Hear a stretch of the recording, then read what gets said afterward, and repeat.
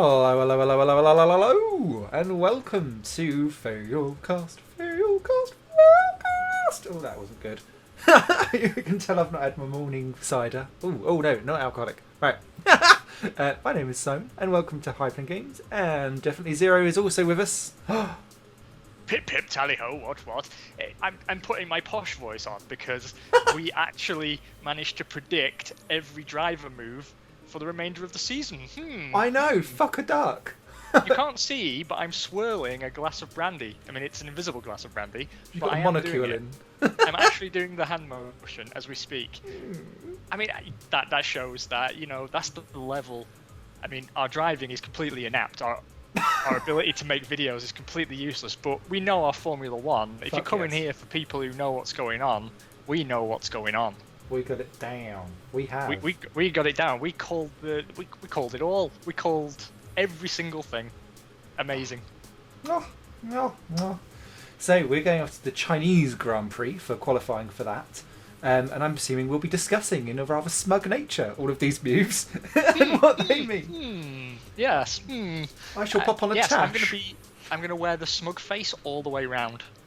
The only problem is that I might be a little bit less smug come quali and race because I'm fucking terrible at this track. It's not been such a bogey circuit in the past, but it's a real bogey circuit for me in terms of I've forgotten how to speak. It's a real bogey circuit for me in terms of this version of the game for some reason. Do you know what? I'm not as good at China on this version of the game because I had Sector 1 nailed as fuck, and now I don't. Because the AI seem to have got better around it, I think, more than me doing it wrong. Because they used to brake really, really early into the first part and then go out wide and then come back, and I'd be like, doo-doo-doo, down the middle. And now they've got it sussed out as well, which really pissed me off because that was my advantage that I held for the rest of the circuit as we went round.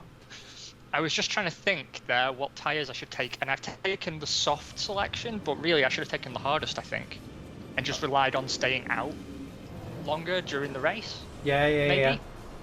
But I'm doing it the opposite. I'm countering my own counter strategy. Oh, that is counter. Yeah. Do you know,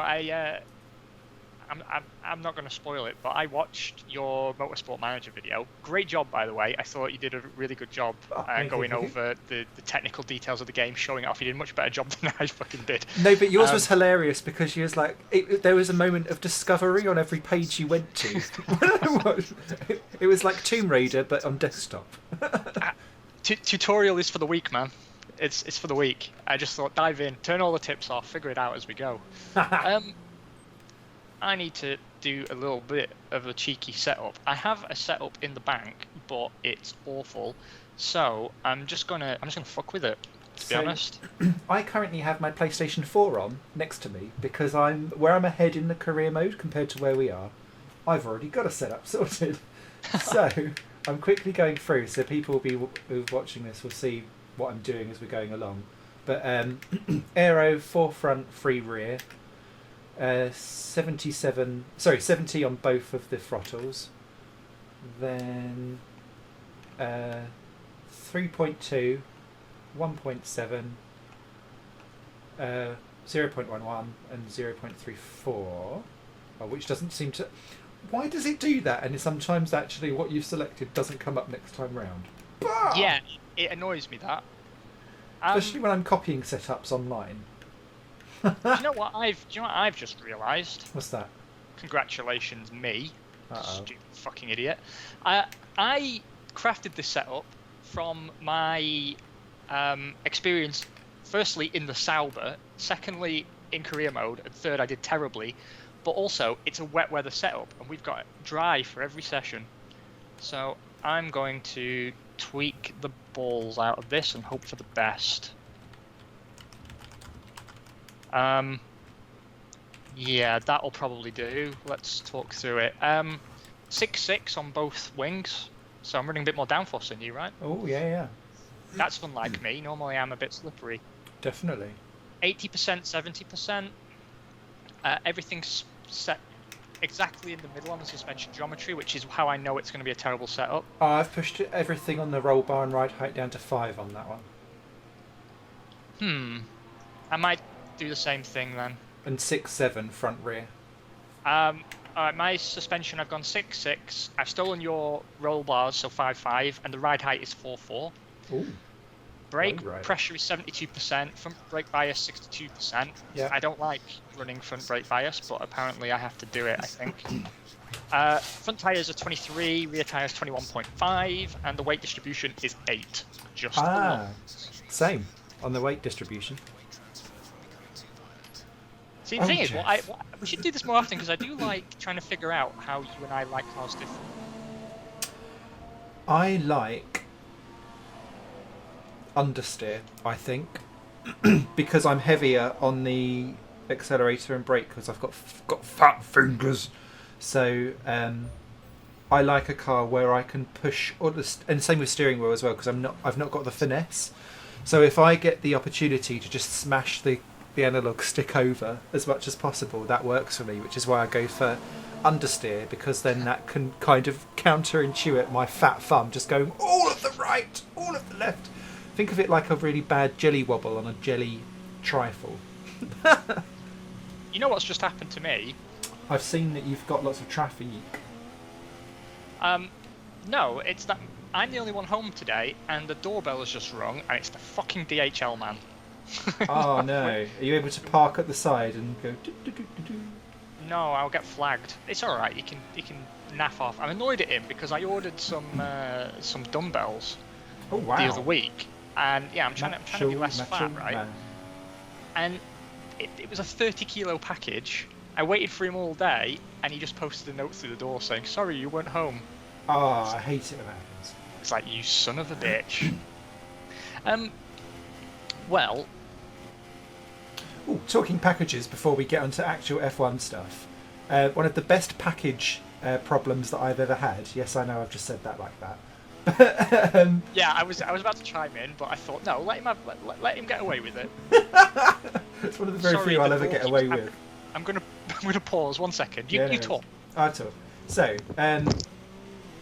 once I missed the postman when I was in, and they popped a note through the door, and you know when they've got the surname of who should actually be, they've left it at a different door, and it had on there, I've left it at 247 or whatever it was, and the surname is Eminem, and I was like, you what? You've left it with the rapper, and so I knocked on the door, and this guy who opened the door, and I was like, oh hey, I believe you've got a parcel for me, and I went, is your name Eminem? And he went, Eminem. And I was like, Eminem? And he went, Manamana. And I went, Manamana? And he was like, Eminem. And I was like, okay, bye-bye. So he didn't know who Eminem was, and he didn't know what Manamana was, and his name was a hybrid of the two. Ooh, and that wasn't a line I should have taken. So yeah, God knows who lives at 247, but it could be Eminem, only the Indian version of it, or it could be Manamana. Apologies, that was deeply unprofessional, but he kept ringing the doorbell, so could he know? I just thought he knew he was home. He knew I was in there. Could have been the Purge. Right, so what's happened is I've started my flying lap under AI control, so I might actually be faster. Oh, amazing. I'm gonna put the time on the board, and then I need to come in and change tyres, I think, because God only knows what abuses they've been through while I stepped away there. So as I come down to that difficult hairpin, I think I'm going to try and use this episode to figure out why I'm so dangerously incompetent around this track, but that's not what people come here for, obviously. They come here for F1 news and views and the rude innuendo, the sort of heavy blanket that hangs over this podcast is that bizarre sexual innuendo layer that masquerades stroking the nose cone as F1 news. No, we as we said already, we got everything right. Force India have now confirmed Esteban Ocon on a multi-year deal. Yeah, that surprised me, actually. Well, I think actually it's probably a good call for them, right? Because they've lost Hulkenberg, and the theory is that Perez has agreed to move to Ferrari to replace Kimi Räikkönen, or at least he's the favoured child. Yeah. So I do wonder if they're sort of seeing him as a long-term developmental prospect. I think it pretty much writes off Pascal Wehrlein for Mercedes. Which is interesting because I'm surprised if he's like written off. I just thought he might have needed more time to develop, but because Mercedes, they're fine with their driver lineup as is, but you kind of get the impression that all the time that Lewis Hamilton is such a loose cannon emotionally that you're never quite sure if he's ever going to stay or go, and then just go, oh, do you know what? I'm going to go off and have a music career, getting to know me, getting to know you, or whatever it is. I know it was thinking about me, thinking about you, whatever it was. It was whatever fucking cringe that it was. That should be our theme tune. make her cringe. But yeah, it's I wonder what they're going to do if both go, because then I think Pascal would be a preferred option, but I'm not necessarily sure that he would be a preferred option if there was just one seat available at this present time. Yeah, I don't know. I will admit to being a little bit surprised that Ocon got that seat over Wehrlein, because I don't think Ocon's actually driven better than Wehrlein. But as we're aware, there are those rumours that Wehrlein's a monumental pain in the arse. Yeah, a little bit of a bitch. And the other thing as well is that actually Ocon still can't fit in the Manor car, and apparently on each Grand Prix his steering wheel is smashing his knees. So the fact that he's even vaguely close, I think, is quite good. And Hulkenberg is the other daddy long legs of Formula One. Yeah, I was going to say actually, but I mean it seems a pretty bit of a weird criteria. Must be over 6 foot. Because Wehrlein has said, well, I want an explanation from Force India. Can you imagine if that was the answer they gave? Well, we're replacing one tall driver with another. Sorry, shorty. And doesn't that actually show smacks of petulance? It's up to them who they're not involved in his career. Yes, they have Mercedes engines, but that doesn't mean that they're then harbingers of we must, like Haas needs to be for Ferrari, since basically all of their car, except for the stars and stripes, are theirs. They don't need to sit there and justify what they've done to Pascal. You're back of the grid, mate. You don't need to be that stroppy. It'd be like Kvyat's now going to Red Bull and going, see, he's not run every race, justify me, bitch. Do you know what I mean? Yeah. No, I'm with you on that. I was surprised to see it. I didn't think it was particularly... Oh, Harrow. I ran out of fuel. That's why I was a bit slow on the way in there. That's alright. You just made me realise where the pit entrance actually was, because I was like, stop there! Yeah. Especially after last race, where I got a pet. You'll see, actually, I'm showing green when I get the drive-through penalty on the speed. But I think because there was a moment of delay of lag, I was too close to the wire. Yeah, it's something that I really do hope my new internet solves that. I think the desync is between us based on the geographic distance, but also the fact that my internet is really poor. I have to say, I still think these cars are good looking. Oh yeah, I do like the Force India livery specifically. Actually, I was a bit I was nonplussed when it first happened compared to what they were before, because I really liked that wavy style of the white and the orange and the green before, but the silver works perfectly fine. It does, and I know we complain that there's not enough variety in liveries these days, but I do like a good black and white car, to be honest. I think it can be quite striking. I think I'm safe. I think I'm pretty safe, and that Where means I was 4th. Oh, I'm 3rd. Oh no, I've dropped down to 8th. But yes, you are 3rd. Wow, you have got Sector 1 nailed. You're the fastest of anyone through there, and you are 3.3 tenths faster than me through there. You're also the fastest in Sector 2. You're 6/10 faster than me through there. And you're 2/10 faster than me through Sector 3. Whew. So, well done indeed. That is a pretty hefty gap. You're more than a second faster than me. Right, I have to go out. That won't stand. What's interesting though is that you've in the sector where it's all about straight line speed, you're only only really a tenth slower. So you've got that hairpin and final corner nailed better than I have, because you should be dragging down on straight line speed through that one. Yeah, I think I am running a bit too much downforce, to be honest. But I'm grabbing at straws. I don't yet understand. I think I'm much better at setting up the Sauber, to be honest, in my career mode. I've started to get a real feel for that car. And that's actually something that I hoped would happen. I did sort of hope that leaving would become a difficult decision. Will you leave, or will you you just go, whatever? Well, I mean, the thing is that I keep trying to turn the difficulty up whenever I get any sign that the game's too easy, right? Because I sort of feel that there should be this dilemma. Do I want to move a car that's instantly more competitive or has greater competitive potential, let's say, versus a car that I'm familiar with and I can push with and I know how to set up? I've never been particularly good at setups historically, but I've been absolutely nailing them in this game with the Sauber. Because I'm doing all of the practice sessions. Good man. I'm off-cameraing practice 1, 2, and 3. And obviously that means the time I spend on each video actually really racks up, and that's why there's not so many of them. Because I basically have to dedicate maybe 80% of my recording time in a week to recording an entire Grand Prix weekend. Yeah.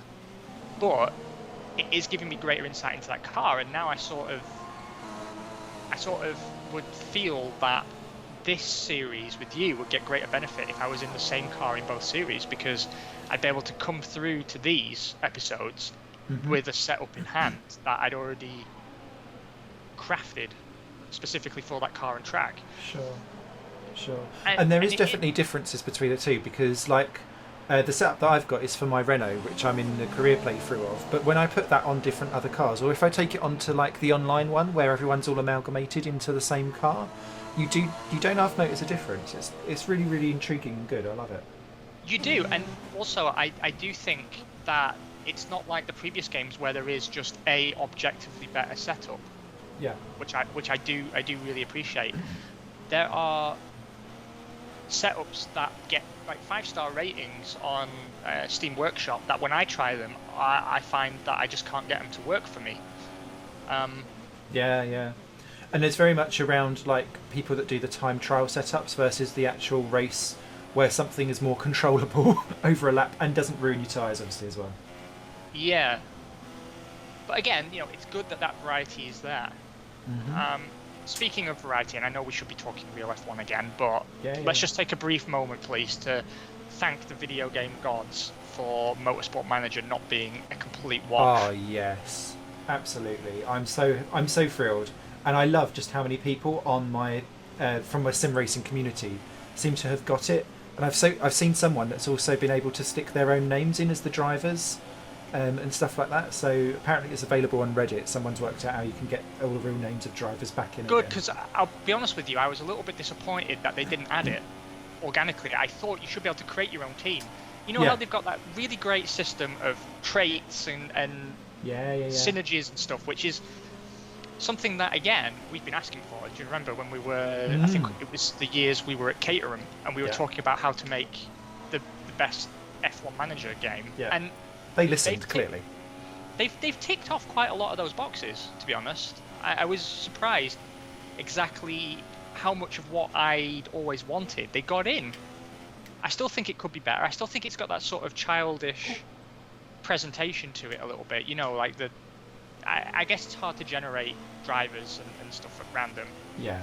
But, I've got a 23-year-old reserve driver who looks about 80. And I think something like that shouldn't be that hard to get in.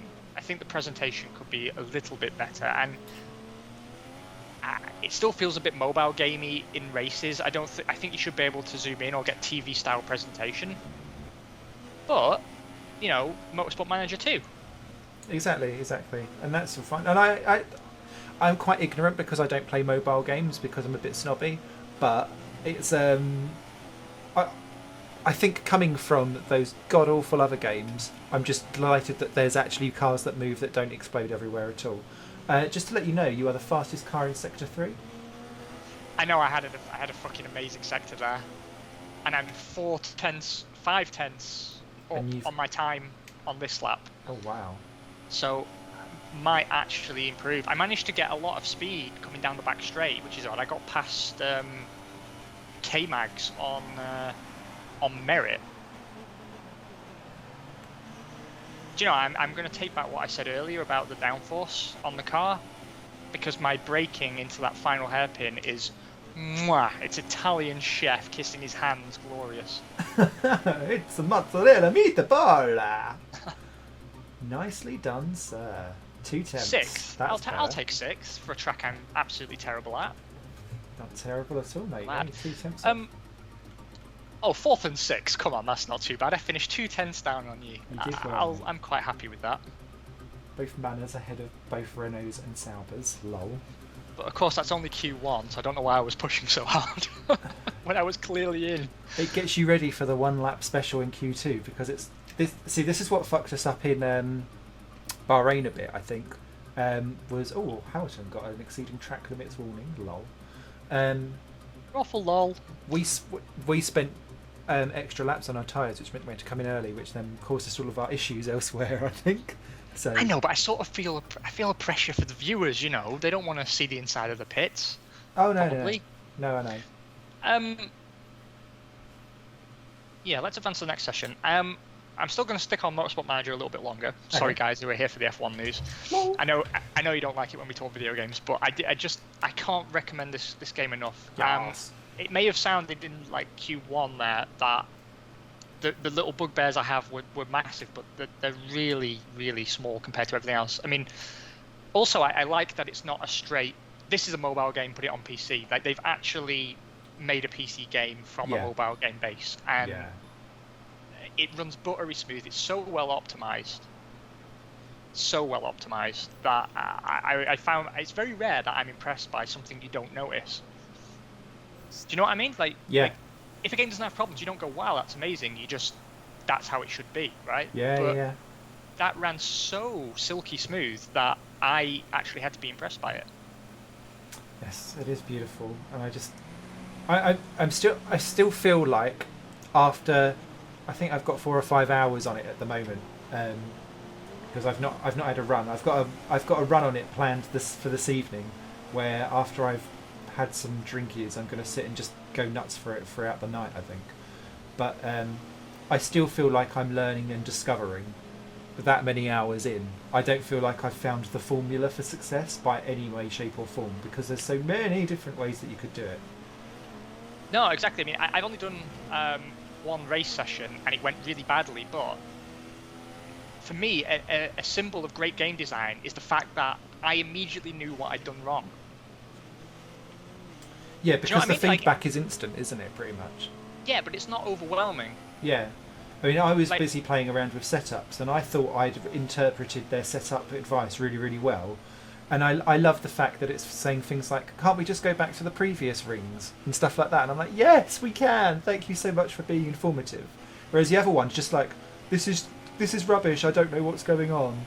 And I'm like, yeah, I can see why your intelligence is lower. And things like that. So, yeah. Yeah, they've done a really good job of stuff like that. Something that I appreciated as well is I was watching my drivers around the track, and I put my reserve driver into my lead driver's car. Yeah. And when I was watching them in practice, I saw the race driver in car 2 was taking much better and cleaner lines through the corners. And the reserve driver was offline a lot. And I that to me ticked a huge box, because you should be able to visually see a difference in skill. And it was something that I could see clearly. So I was impressed by that. I was impressed by how well the character traits and the skill level in different areas that drivers have are not only so varied, but they're very easy to interpret. You can see the effect those numbers have. Yeah. I was hugely impressed by the UI design. Yeah, it makes sense to me.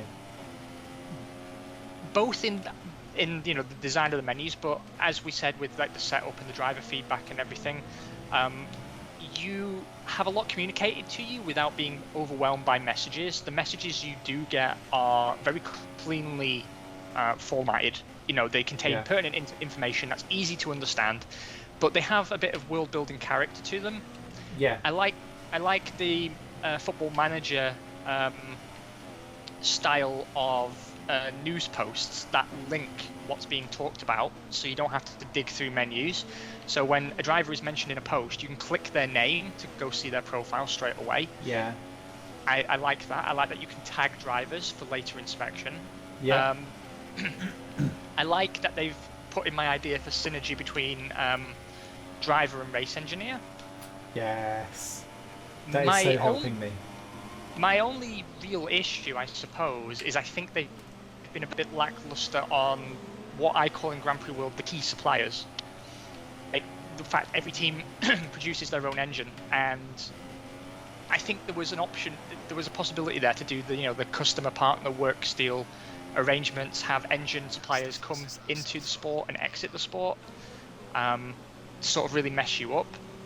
Because they've done such a good job of like car parts relevance to the car on a certain circuit, and the whole synergy system is perfect for me. I think they had more to give there. Yeah, and that may be something that they come back to in a future one or something like that. But you've got I like the fact that you're all voting on future rules and stuff like that as well, the politics of stuff.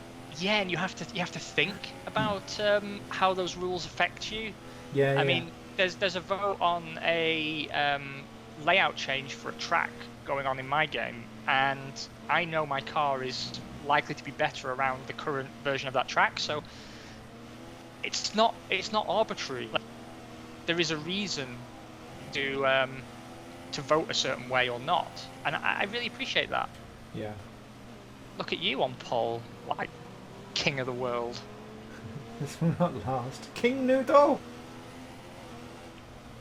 Sorry, that was slightly on the nose, but yeah. Something you are going to enjoy, by the way, is when you took that sponsorship deal in your playthrough and said, "I can hear Esteban now calling me a twat." I actually was. I was going, no, contra strategy is for tires, not for money. What are you doing? And then you heard me through the ether. Like, what are you doing, you clown? Come on. But see, the thing is, and this is my last word on it because I know people don't really want to hear it, but what I love is that they've done something that no game has done as well since the XCOM series, and that is the way they present choices to you, and it really is an either or. There's such a high opportunity cost. Yeah. And at the moment, I'm struggling between, well, shit, do I save my money and save up for a wind tunnel? Or do I take incremental steps forward on the car now? And to me, I like that the game overwhelms me with stuff like that. Mm-hmm. And the way you've got to prioritize, like, do I really need an upgrade for this track before the race begins? Or is it better to develop an upgrade for a track in the future and not have such time constraints on myself? Because it really does feel like your consequences are forging your future as opposed to things are happening to you. Yes, that's exactly what I meant. You've got a lot of agency. Yeah. And there's a lot of sort of branching elements to it. So, all in all, 9 out of 10 from me, I think. Yes. For people who like arbitrary numbers. Defo. I am. It's my PC only game of the year at the moment. But then, yeah, and though what? Across the board, the praise has been very, very real. I've not seen a negative review on Steam. I've not seen a negative YouTube video, but they've stayed completely quiet on it. you think the developers would be, making people aware of this, saying, guys, look, people fucking love this game. Yeah. But they've been very, very quiet. Yes, I don't know why. But maybe they've had a bit of a crunch leading up to release, and everyone's on vacation for a bit. I mean, if they are, they've absolutely deserved it. Yeah. And any guys who are in the office just in case of emergency bug fixes, well, they're having an easy time of it. Feed up, watch the Brazilian Grand Prix. Right, Ricciardo and Vettel haven't set times yet. We're safe. I'm a 1:41.31 at the moment. Kimi's on the soft. You are definitely safe. You are definitely safe. I would say you are as well, so long as Raikkonen stays on the softs. I don't know, because Button could pull it out, But I really don't want to put any more wear on my tyres. And actually, I think I'd rather go out in Q2 than push it to Q3 by shredding my tyres. Sure.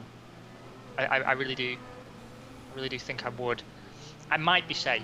I might. Because I'm almost a second clear of Jensen and Kvyat. I think you're alright.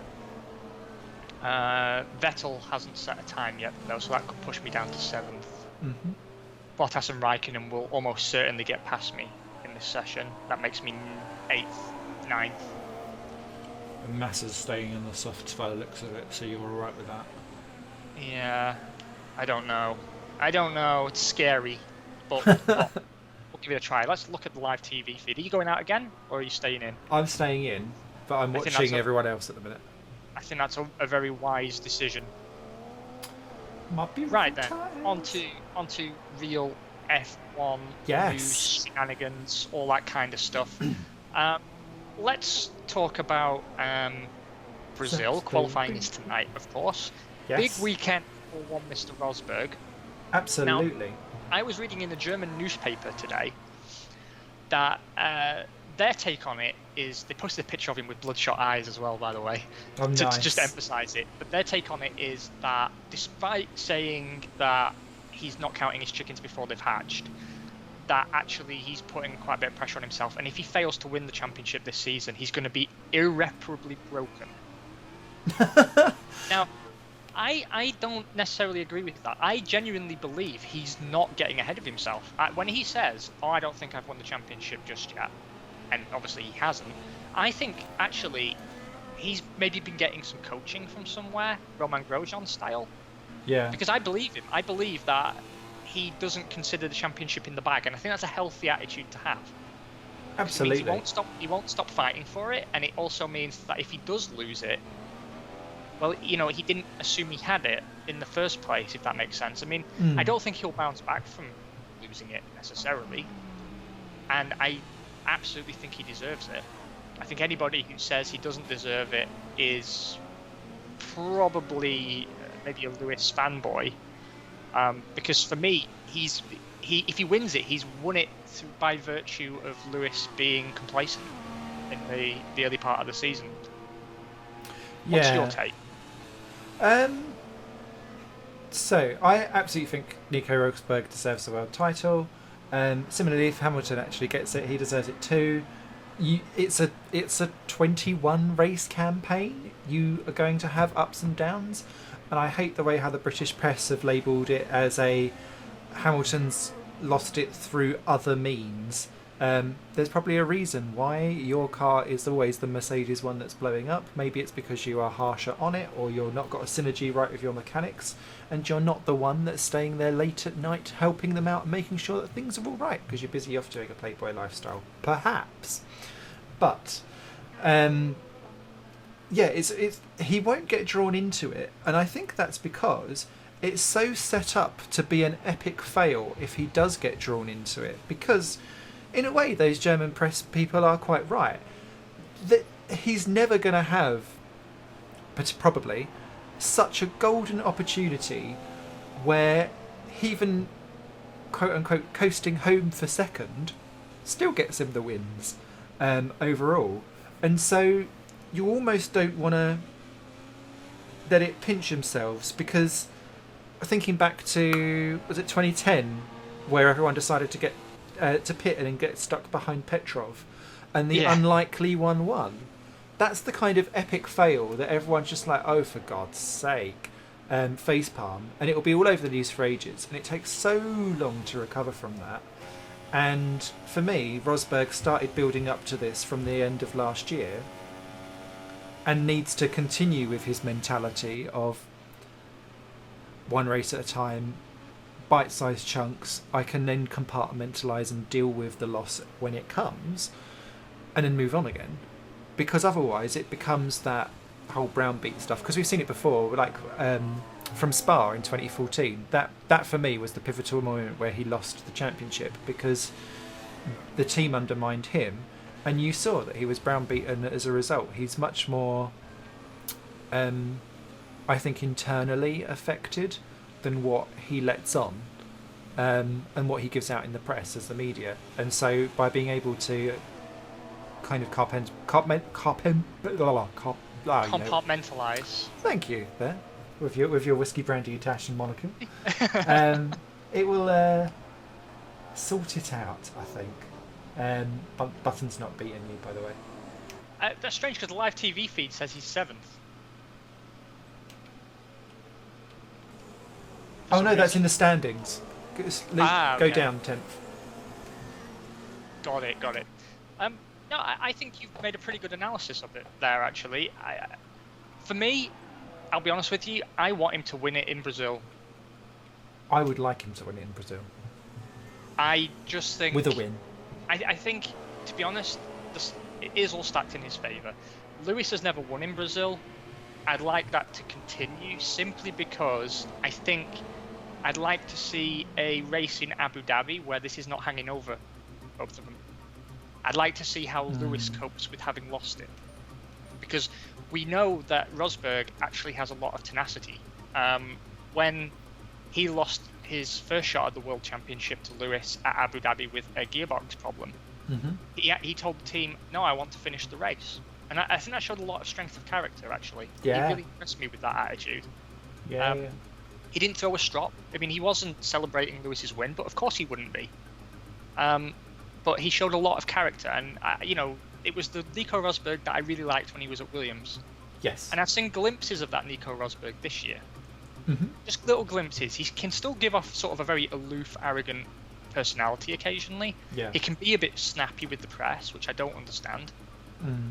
But when he turns on the charm, he's a nice guy, and he's relatable. And I think we could do worse for a world champion than him. And I think if Lewis won this title, he would become unbearable next season. That's quite a good point, actually. Can you imagine what he'll be like next year if he wins this? If he pulls this out of his arms without even trying. He's not been on his best form this year. He had that good stint in the middle of the season, which he's rolled off of. Yeah, but let's be honest. Start of the season, he just wasn't interested. He didn't really want to be a Formula One driver, as far as I could tell. No. And I don't think that makes for a good champion. No. I think the one thing that I think might be the fly in the ointment that gets in the way of Rosberg, only judging by Monaco performance, is if it pisses it with rain, which it might well do. And Monaco was really, for me, is the only time where Rosberg has looked really not great. And I don't know why. Maybe he was already in protective lead mode at that point, or there was just a synergy problem at that day in time. But because it's the only wet performance that we've really had this year, if it is wet in Brazil and he falters again, you can see all of the people will be coming out going, yep, yep, yep, yep, yep, yep. So I think he owes it to himself to put in a decent performance if it rains. Exactly, I agree. And look at you taking number 1 position in Q2. This won't last. Not by a small margin either, might I add. No, I don't quite get that.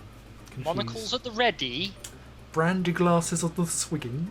Dear boy. Loic Grosjean for colliding with Verstappen and getting a 5-place grid drop. Ruffle lol indeed. Rufflecopter. Right, Q3. This is where it all counts. Ba-ba-bum. This is where it all goes wrong.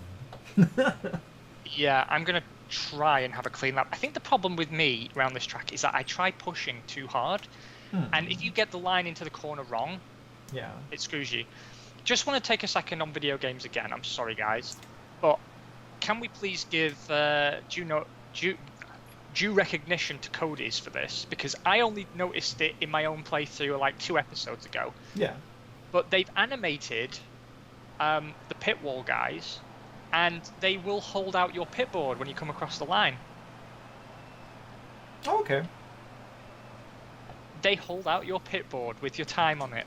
And I'm like, that is phenomenal. I had no idea they went to that level of detail, so props to Cody's. Aww. Now get out of my way, Sebastian Vettel. Blue flag! Blue flag! Did you see in the press conference where he had to apologise in the most unapologising fashion to Charlie when they got Charlie on the drivers' conference, which I found actually really quite interesting. It was a nice little twist to the conference itself, because he was going over what he said was the difference between Hamilton going over on turn 1 and coming out a kilometre ahead because it wasn't a lasting advantage and he'd backed off. And then the safety car came out, versus what Verstappen was doing to go offline and keep a position, that kind of stuff. I didn't see it actually. Was Charlie clarifying this or Vettel? Charlie. Oh, that is good. So go on, please break it down for us, for those who haven't seen it. Essentially, it all comes down to whether or not you carried a lasting advantage, and apparently Hamilton, even though he came out way ahead, was shown to have significantly backed off enough, but hadn't finished backing up necessarily for turn 4.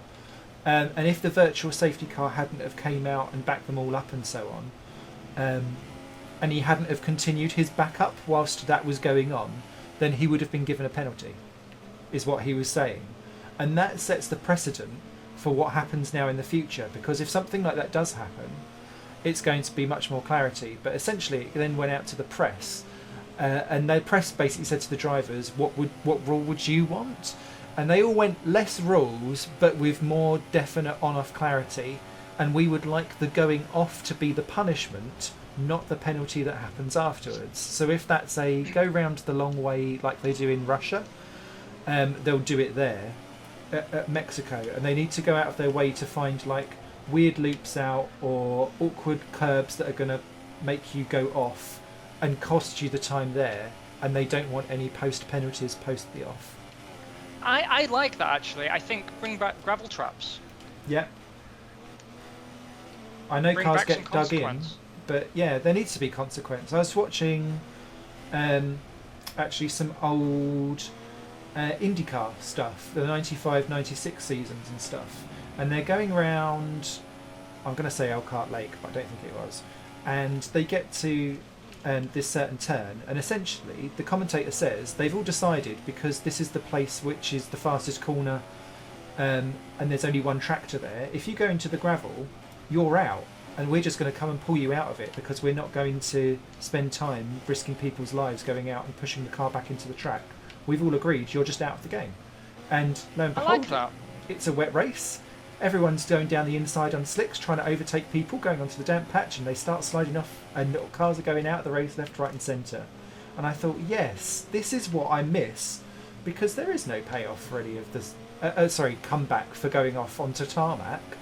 And it's no wonder you don't get like these do you remember when results, like Webber in Australia, or when Germany 1994, when you've got half the field out at turn 1 and you get Panis and Bernard on the podium for Ligier, that kind of stuff. Yeah. I agree with you completely. Something else I want to say though is that I'm really glad that Charlie did clarify the rules. What I'm interested to see now is Twitter being so in love with Max Verstappen. They were all coming out claiming that Hamilton should have got the penalty. They also all came out to criticise Vettel for swearing at Charlie Whiting. I wonder how many of them now are on there going, fuck Charlie Whiting. Yeah, exactly. Because he isn't sticking up for Verstappen. Yeah, yeah, and it was really interesting actually to hear him talk about drivers' performances, and what is and isn't acceptable, and what is deemed as, because he used the word dangerous quite a lot, and you could see Verstappen and Vettel specifically both looking really, really uncomfortable because I mean they got their chance to give their, oh shit, that was a bit of a weird off for me, their view back afterwards, and they both went, I don't agree with it, I don't agree with it. But yeah, it's just interesting to see how awkward they were being told that their driving was dangerous in a public forum. I mean, I think Charlie should be in every press conference if this is the result. Yeah, yeah. They got out the video and were showing it and stuff. It was really interesting. I mean, the fact is, of course, they don't want to hear that the driving was dangerous. I think you're going to get pole. Uh-ohs. I think you're going to get pole. And you know the rules. That has no place here. Okay, I will go off at turn 1. Well, we were doing suspiciously well last time, and look how fucked up that went. That's true. We were 1 and 2 for the first few laps. Yeah, and where did we end up? 10th and 13th? And lots of people were starting on the softs actually, as well. Didn't I? Yeah, it was 9th, sorry, yeah. But, you know, I think that's my first points of the season, isn't it? No, you got 8th. But still, it's my first points of the season, I think. Yeah, yeah, definitely. So, I was down with that. Yay, go team! Whoop, whoop. There's no chance of me improving. I've only got one set of tyres, which are the ones on my car, and I've blistered the balls off them. Yeah, mine look visually blistered. To be honest, though, I know I can be closer. So, little bit surprised to be 7th, but I'll take it. I will take it, and I'm proud of you, mate. You've put in a pretty stonking lap there, actually, a 1:38.5. Yeah, that is.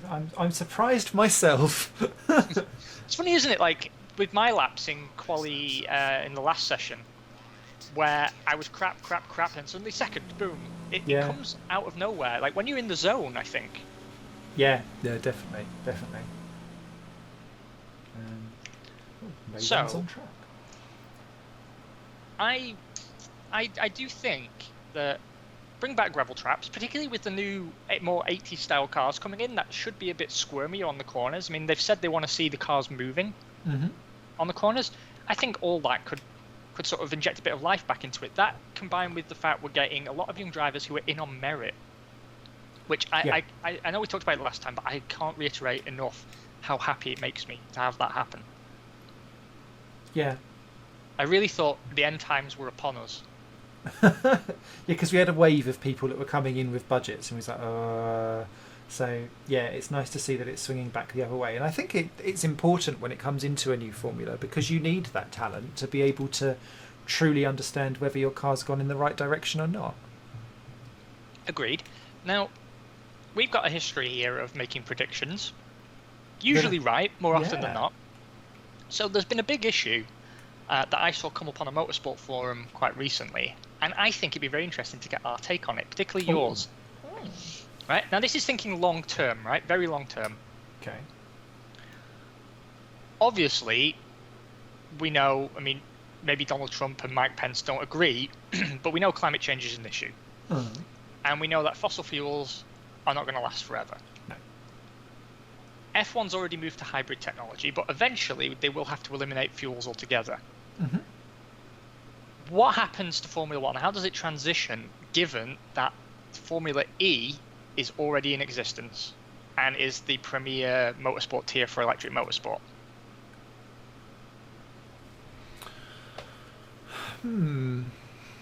Yeah, because they've already kind of jumped the gun, haven't they, for the future of where that goes? Right, because I mean, just let me bounce my theory off you quick, because I really want you to go into this for me. Okay. The teams in F1, big names, huge engineering talent, years of experience, but experience of Formula One. Formula E has, or is starting to get, the equivalent teams. Like, as spec parts are removed more and more, and the teams are becoming true constructors, and the rules are becoming a bit more liquid, by the time F1 were to transition to an all-electric model, F1 teams will be so far behind the established Formula E players that I don't think you can make the case necessarily that Formula 1 remains the top tier of motorsport. Unless you begin switching teams around, maybe.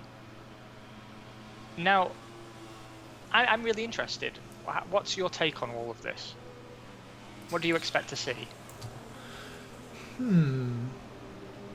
So, just to throw a further twist on things, the Ferrari bosses have basically said, we're not paying out this amount of money for Formula One for these results, and we need to look at alternative methods, which has also, quote, sparked some interest of, would Ferrari go to Formula E as well, and what would that mean?